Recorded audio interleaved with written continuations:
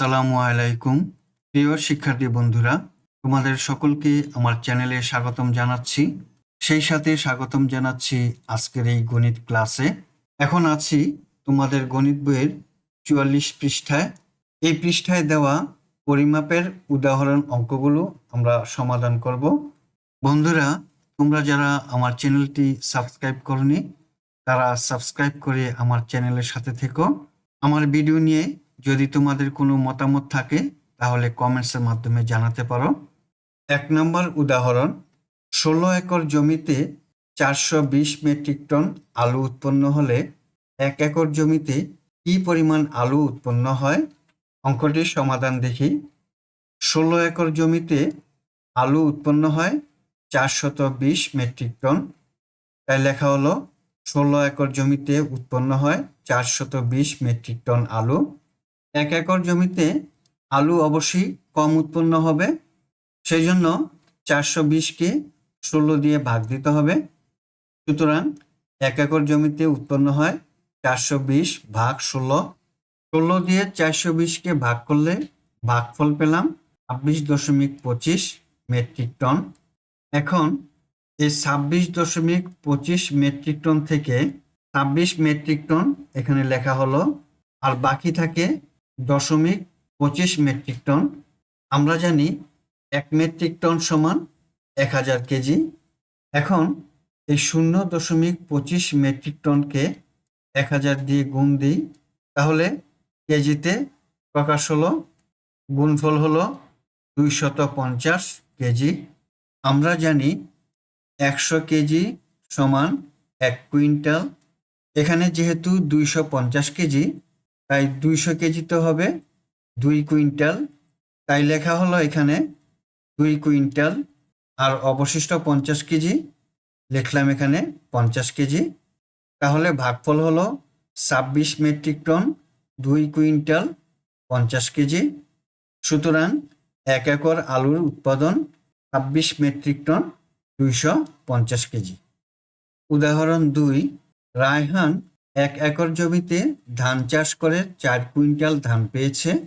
প্রতি কেজি ধানে 700 গ্রাম চাল হলে সে কি পরিমাণ চাল পেল? সমাধান দেখি।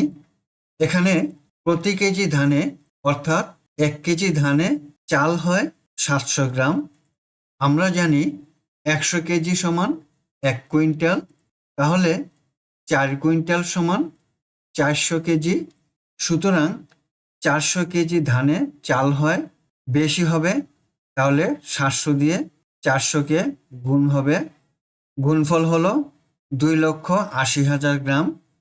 আমরা জানি 1000 গ্রাম সমান 1 কেজি, অতএব 2,80,000 গ্রাম সমান 280 কেজি।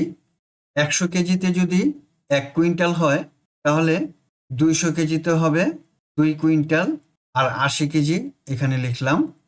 সুতরাং প্রাপ্ত চালের পরিমাণ 280 কেজি বা 2 কুইন্টাল 80 কেজি। উদাহরণ 3, একটি মোটর গাড়ি 10 লিটার ডিজেলে 80 কিলোমিটার যায়। 1 কিলোমিটার যেতে কি পরিমাণ ডিজেলের প্রয়োজন? সমাধান দেখি। মোটর গাড়িটি 80 কিলোমিটার যায় 10 লিটার ডিজেলে, তাই লেখা হলো 80 কিলোমিটার যায় 10 লিটার ডিজেলে। যেহেতু আমরা ডিজেলের পরিমাণ নির্ণয় করব, তাই ডিজেলের পরিমাণ থাকবে অঙ্কের ডান পাশে। এখন 1 কিলোমিটার যেতে কি পরিমাণ ডিজেল লাগবে? 1 কিলোমিটার যেতে হলে অবশ্যই কম ডিজেল লাগবে, তাই 10কে 80 দিয়ে ভাগ দিব। সুতরাং 1 কিলোমিটার যায় 10 ভাগ 80, কাটাকাটি করলে হয় 8 ভাগের 1 লিটার। এখন লিটারকে মিলিলিটার করতে হলে 1000 দিয়ে গুণ দিব, যেহেতু 1000 মিলিলিটারে 1 লিটার। এখন হলো 8 ভাগের 1000 মিলিলিটার। 1000কে 8 দিয়ে ভাগ দিলে হয় 125 মিলিলিটার। সুতরাং প্রয়োজনীয় ডিজেলের পরিমাণ 125 মিলিলিটার। এখন পরবর্তী পৃষ্ঠায় যাই। এখন আছি 45 পৃষ্ঠায়। উদাহরণ 4, একটি ত্রিভুজাকার ভূমির দৈর্ঘ্য 6 মিটার, উচ্চতা 4 মিটার, ত্রিভুজাকার ক্ষেত্রটির ক্ষেত্রফল কত? ত্রিভুজাকার ক্ষেত্রের ক্ষেত্রফল নির্ণয়ের সূত্র হলো হাফ গুণন ভূমি গুণন উচ্চতা। ভূমি অর্থাৎ দৈর্ঘ্য হলো 6 মিটার, উচ্চতা দেওয়া আছে 4 মিটার।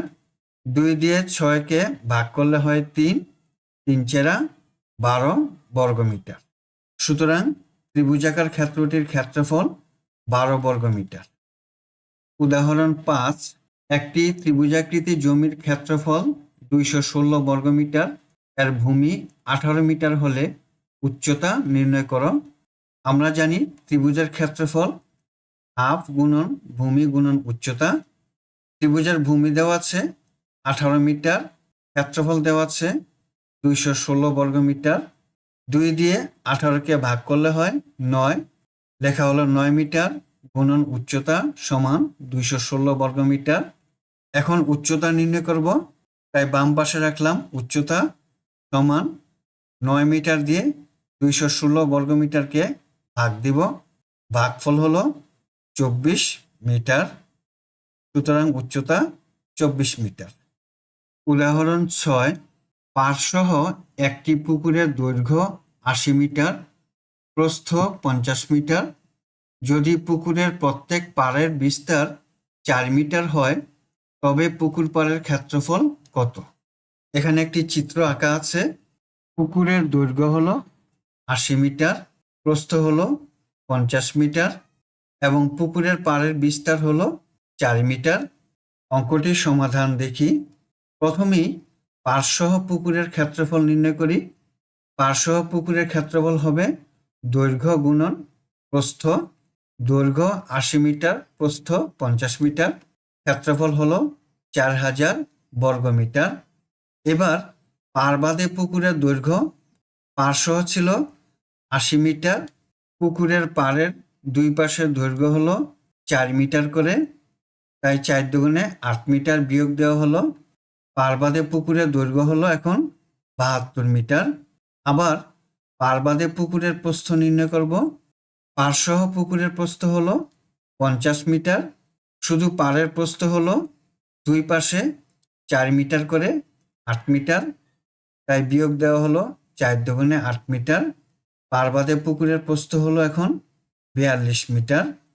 সুতরাং পাড়বাদে পুকুরের ক্ষেত্রফল দৈর্ঘ্য হলো 72 মিটার, প্রস্থ হলো 42 মিটার, গুণ দেওয়া হলো, গুণফল হলো 3024 বর্গমিটার। এখন আমরা পুকুরের পাড়ের ক্ষেত্রফল নির্ণয় করব।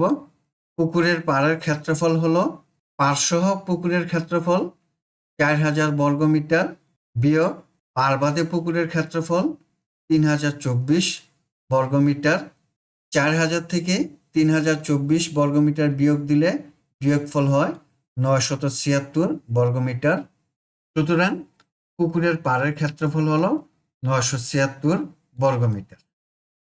বন্ধুরা, এতক্ষণ তোমাদের গণিত বইয়ের 44 ও 45 পৃষ্ঠার 1 থেকে 6 পর্যন্ত উদাহরণ অঙ্কগুলো সমাধান দেখলাম এবং শিখলাম। আজ বিদায় নিচ্ছি। দেখা হবে তোমাদের সাথে পরবর্তী ভিডিওতে। আল্লাহ হাফেজ। আসসালামু আলাইকুম ওয়া রাহমাতুল্লাহ।